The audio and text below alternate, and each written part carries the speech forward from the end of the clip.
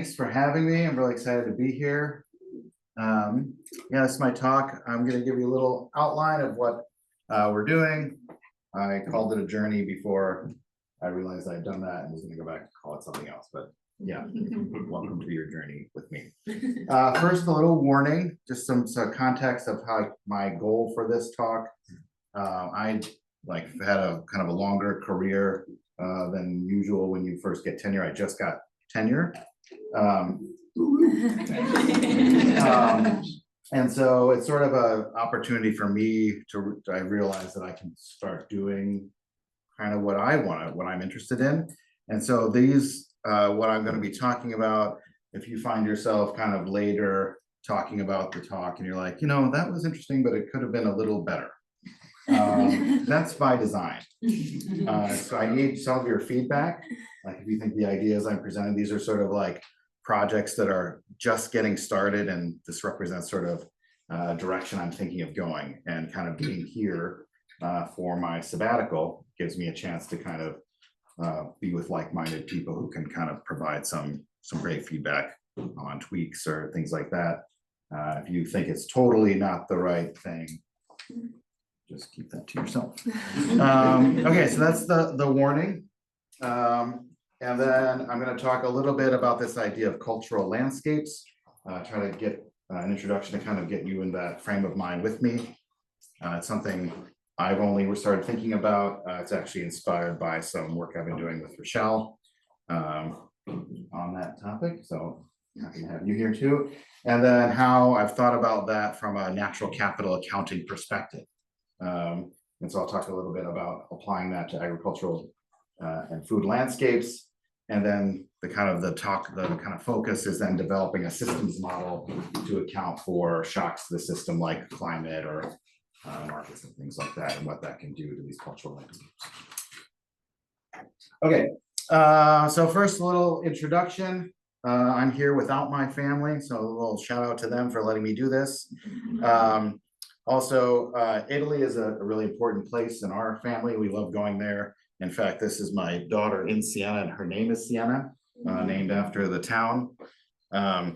We got to go at a lovely time where there weren't a lot of tourists. It was great, as you can see there. This is us up on top of the tower there. And one of the things I think it's appropriate to kind of show this slide is, I don't know if you've seen this show called Tucci in Italy. Just a fantastic show if you like food in Italy. But one of the things he says in the introduction is that he's exploring the kind of the essence of each region of Italy as defined by the complex connections between the land, people, and the food they eat. And I thought that's just a really appropriate thing to think about, not only in Italy, but in many, many places. That's sort of the essence of the place is that interaction. And here I'm kind of interested in what that means for the landscape structure that arises from that essence. Okay, and so one example in Italy is the town of Montalcino. This is a hilltop town, or as I think you call it here, a mountaintop town. You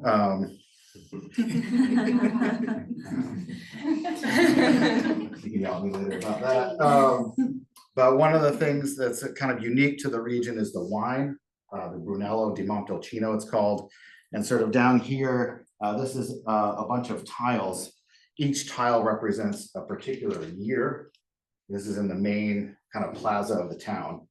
And if you see, every tile has Brunello di Montalcino, the wine, basically in it. And so the town sort of kind of worships the production of the wine. It's not only like drives, you know, it's very unique to that area. There's a very tiny region where that grape is grown.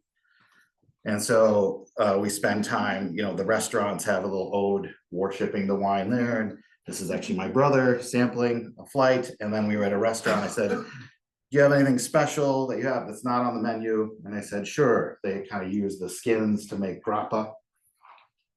And then that's my son as seen through grappa. No real point to that.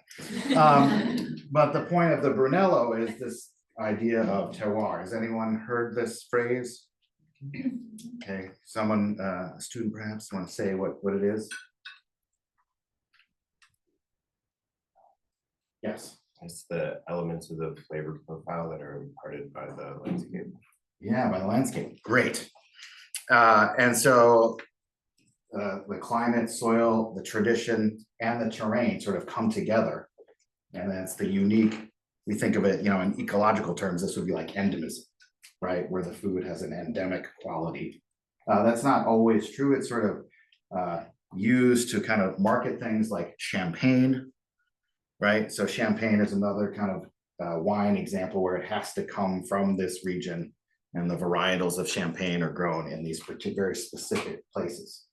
And they say that it has in part some sort of unique aspect of it. And anywhere else, I think it's sparkling wine or Prosecco is like the Italian version or something like that. That's fun. Yeah. All right. But it's like, the societies are built around it. Mezcal is another one that has terroir. I really like this particular figure that I found because it starts to bring out not only the sort of the biophysical, like the niche space, right, of mezcal, but then also the important cultural and production aspects of it, and then the connections to kind of the supply chain, as well as then the producer itself, like the knowledge that they have.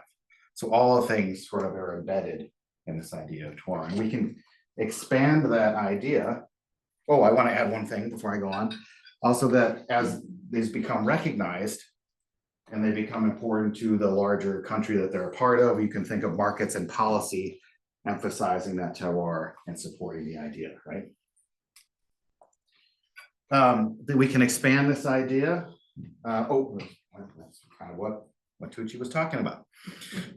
Expand this idea just sort of more generally to the idea of cultural landscapes. Okay, these are sort of unique combinations of human environment connections that have lasted generation after generation, and they kind of go back and forth between agriculture or not. And so there's one designated a coffee cultural landscape of Colombia that's been designated as like a World Heritage Landscape by UNESCO. And one of the things they describe in there that this is a result of the Antiochian settlers who arrived in the 19th century and have been there for many generations, that these coffee plantations have been kind of passed off from generation to generation. That's cool, but that's also true here, right? In Vermont, I looked up what's the oldest dairy farm in Vermont. This came up, it's actually part of the Vermont Trust for Public Land, has helped support this place. It's been there since 1831, also the 19th century, and it's been there generation after generation. And you can see the beautiful landscapes that they're a part of, right? And right, the dairy is a really important kind of essence of Vermont. Okay, so that's just sort of, I think of it as terroir without the endemism. Clearly there's dairy elsewhere and things like that.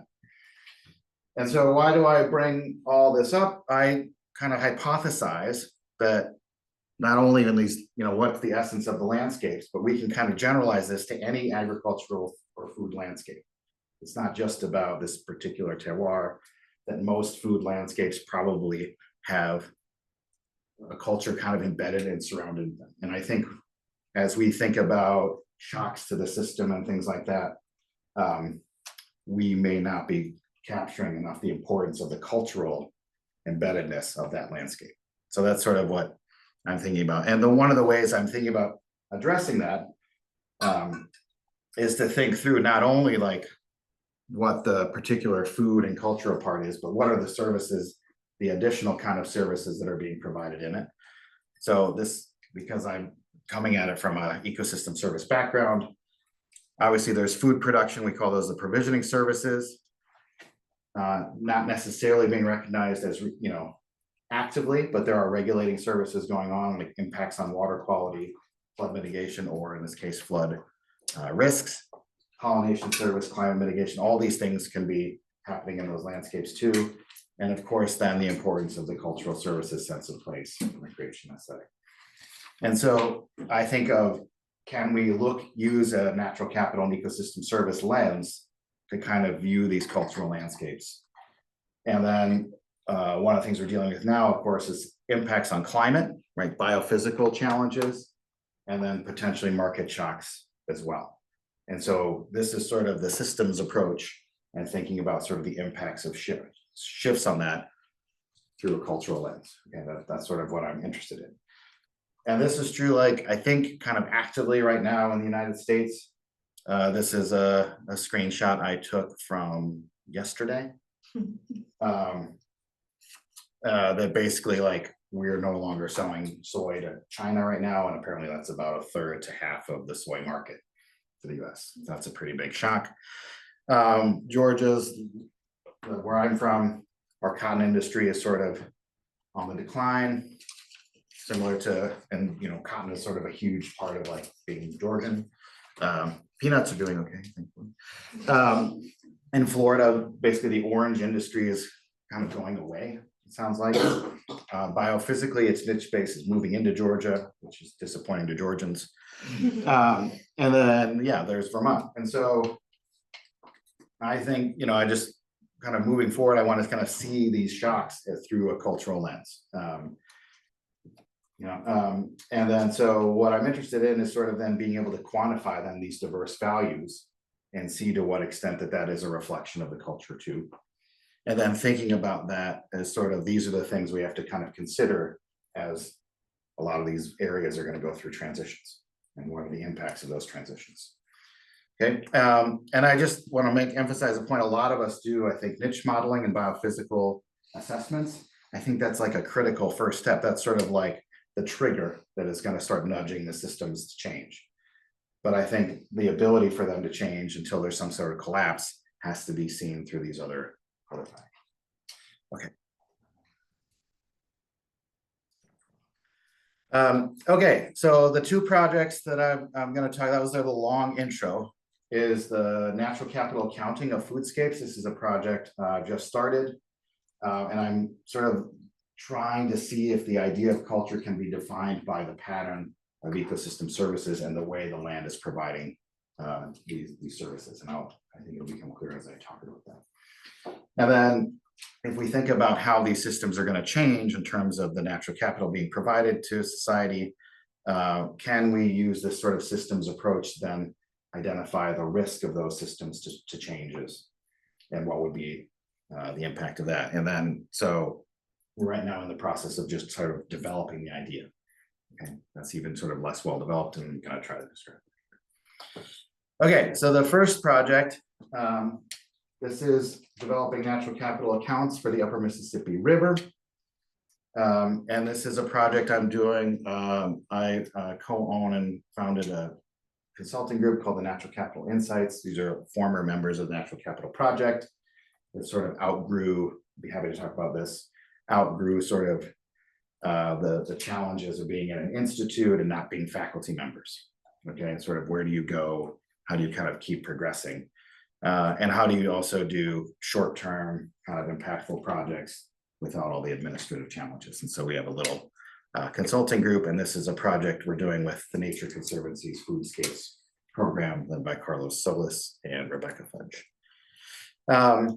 And so just some background, very quickly, the Upper Mississippi, 22 million acres of agricultural land. It's obviously a critical hub for the production of particularly corn and soy. And then, you know, as we all know, the agricultural trade-offs, there's nutrient and sediment pollution into the river systems, greenhouse gas emissions, and biodiversity loss, to name a few of the challenges.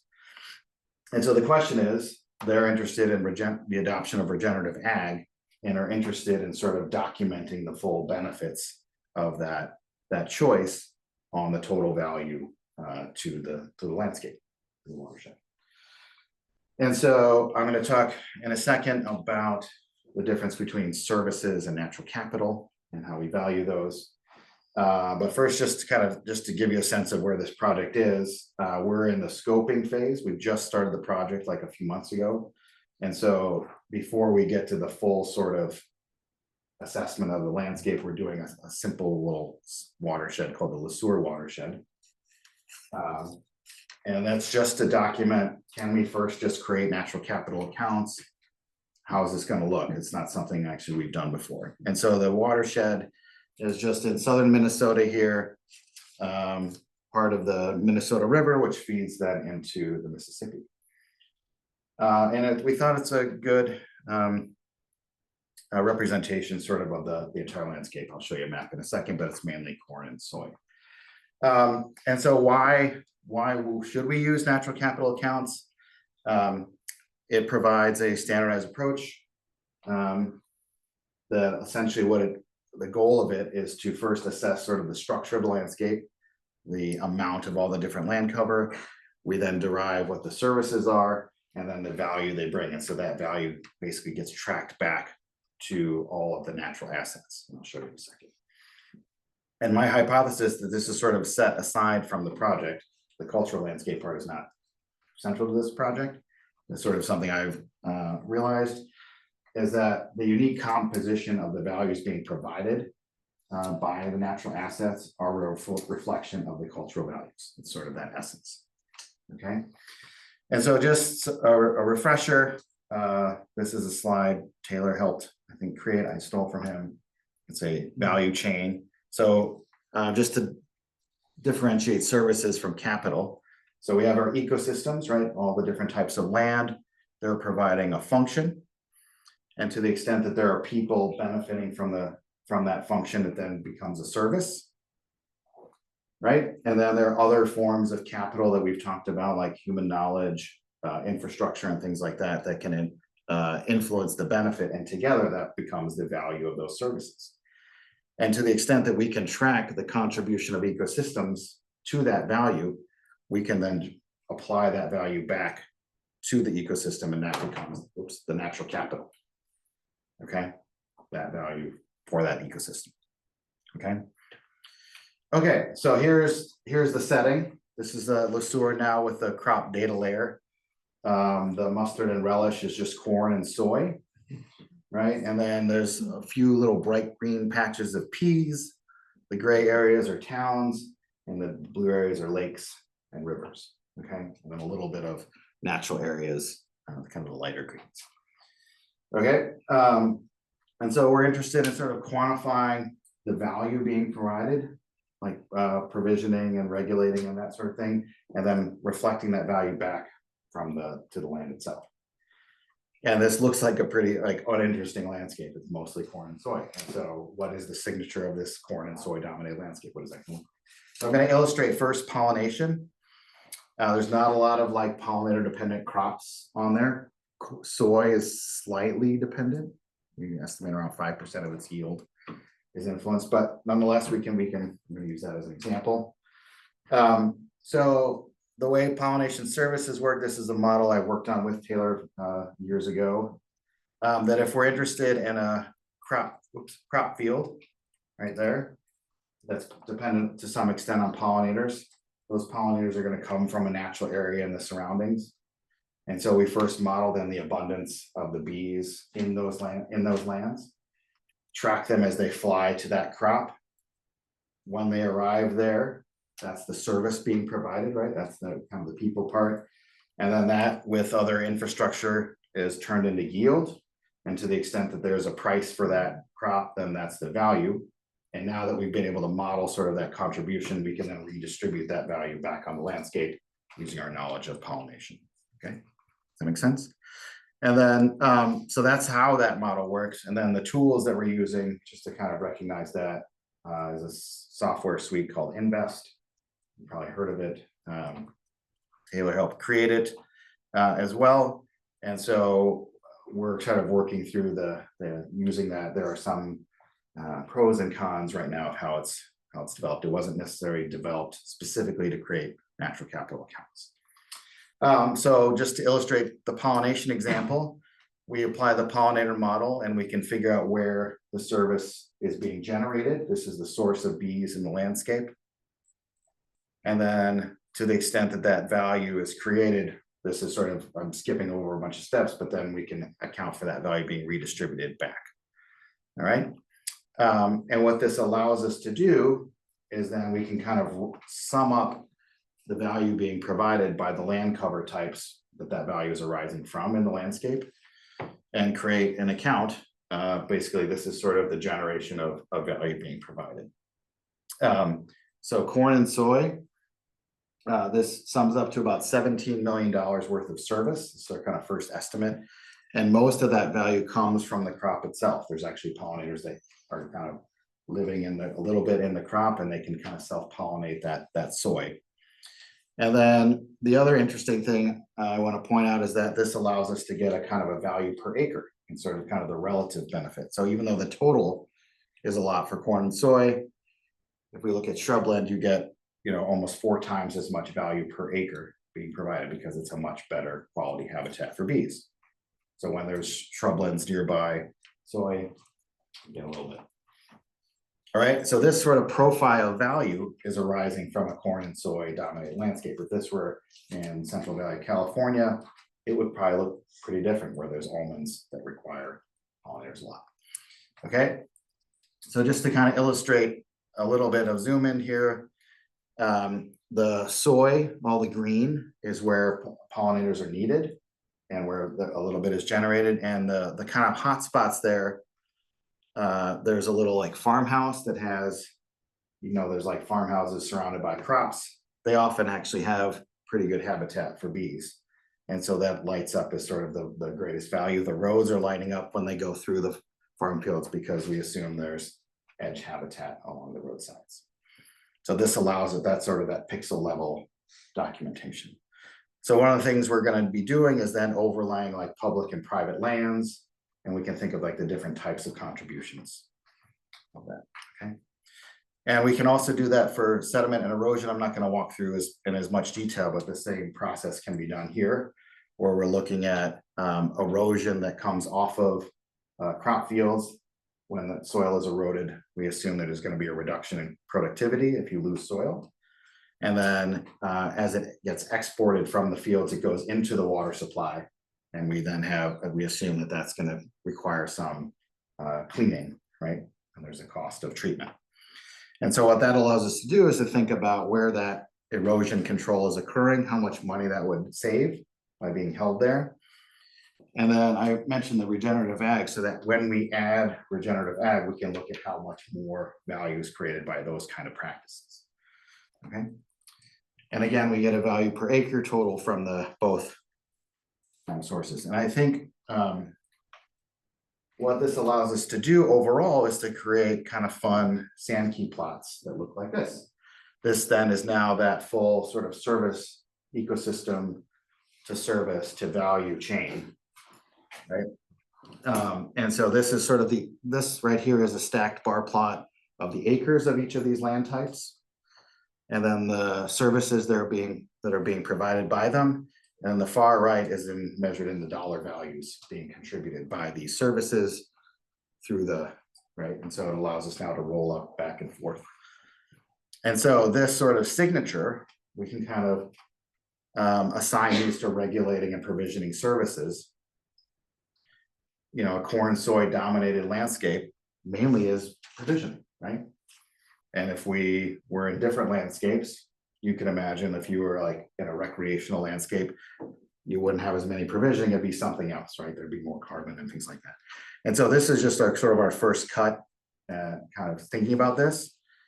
But one of the fun things I think that it allows us to do from like the cultural kind of perspective is to think about how these services are contributing to the other components of the culture and society, right? Erosion control is good for ag. Water quality is important potentially for hydropower and transportation because it keeps the rivers deeper. And then for municipal, there's the water treatment costs. And so as we're thinking about who we're going to talk to kind of support regenerative ag, this is sort of like the clients that we would want to talk to about like, hey, why don't you help too? This is sort of what you'd benefit. And finally, you can see sort of the kind of minor role pollination plays in these landscapes. The total production is, almost, $750 million compared to 17 million coming from pollination. So it's a tiny fraction, right, as we'd expect. And that's what that shows there. And so, now I have 5 minutes in. Oh my God, it's going way too long. I'm rambling. Okay, so I kind of hypothesized that this is sort of a signature then of the culture. And then this is just one landscape, and that's the signature. And then the question is sort of, well, what happens? That's like the snapshot. But climate is changing. I mean, this is a view of smoke and hurricanes from like a single moment in time, I think around 2020, while we were also dealing with COVID. And at the same time, as I mentioned, market shocks.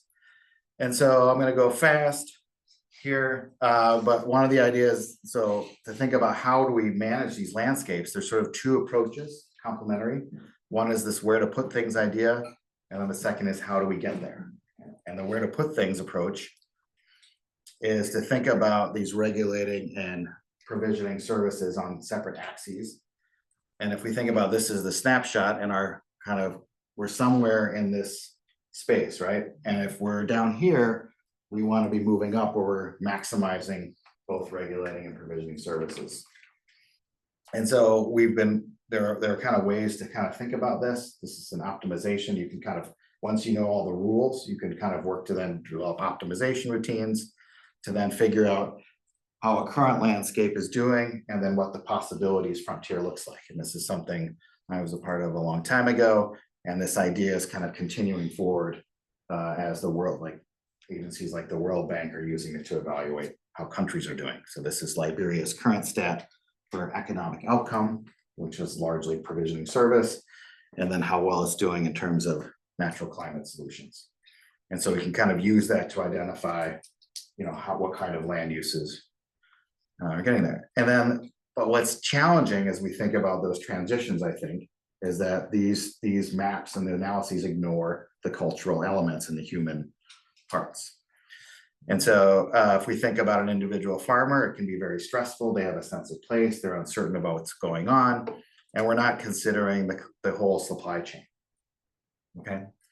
And so the interventions here are on the outside, the climate, global markets, and government policies are sort of all influencing that. And then they're impacting, the farmers' choices are impacting the landscape.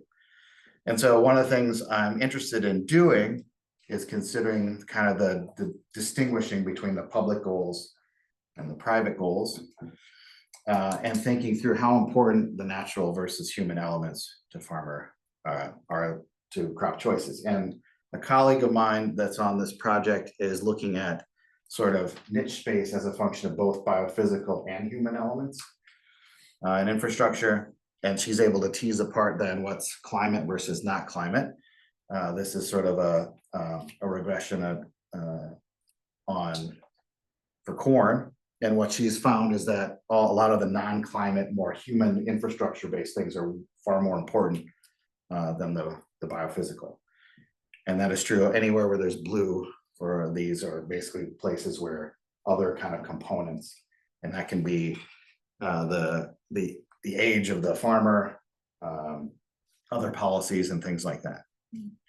And so it allows us to kind of think through what these kind of cultural elements might be in driving farmer choice. I'm going to skip over these quotes.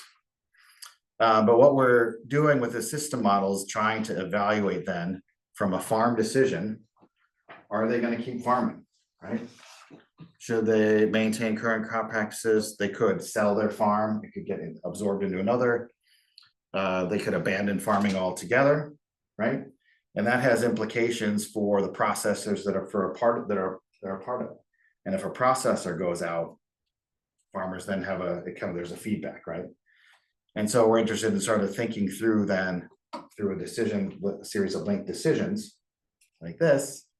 If we have a map of landowners, we can kind of think through, and we have an agricultural economist thinking about the farm choices, and then linked to, we think, a processor decision, which is, I think, kind of ignored often. And then we can think through sort of how these scenarios of climate are affecting sort of the production of crops and their yield, how the market prices are changing, and then finally the policy choices that are being made. And all of this then results in a shift in land use and land change and land cover change, right? And then we can think through then, what does that signature look like right?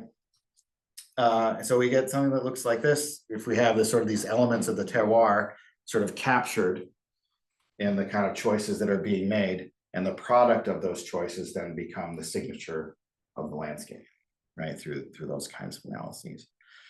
And then once we have that, we can start thinking through what are some of the appropriate policies that we can consider to kind of shift this, and how do we get to a more resilient system and do so in a way that minimizes the pain to those kind of the culture that's being kind of disrupted. Okay, so these are hopefully the kinds of questions we can address. What kind of landscapes are at risk for these kind of shocks? What types of interventions would be most effective? What parts of the supply chain would require those? And then how do we manage those transitions to account for those disruptions? Okay. Yeah, that's my conclusion. I will say there is an example where this has been sort of managed before. There was a huge market shock when the tobacco industry, I think it was when we started banning cigarettes in a lot of places and accepting that it was bad for people. But the government actually had a huge buyout program to help support farmers transitioning. Okay. And so when there are these kind of, we think of them as regime shifts, it's going to take sort of a big kind of intervention like this. And so I think it's important to think through, it's probably not going to be just sort of little policy changes, but maybe more massive thoughts or intentions and discussions with the people involved to try to figure out what a viable solution might be. So I'll stop there. That last part was quick, but hopefully you got a sense of it. I want to say thank you. Uganda has a very special place in my heart. I got a job once by giving a talk here, not here, but sort of by the end of a workshop. I was offered a position at the University of Minnesota, which allowed me to kind of continue on in my career and hear all the various sunsets over Lake Champlain that I've had over the years. So thanks for having me. Happy to take some questions.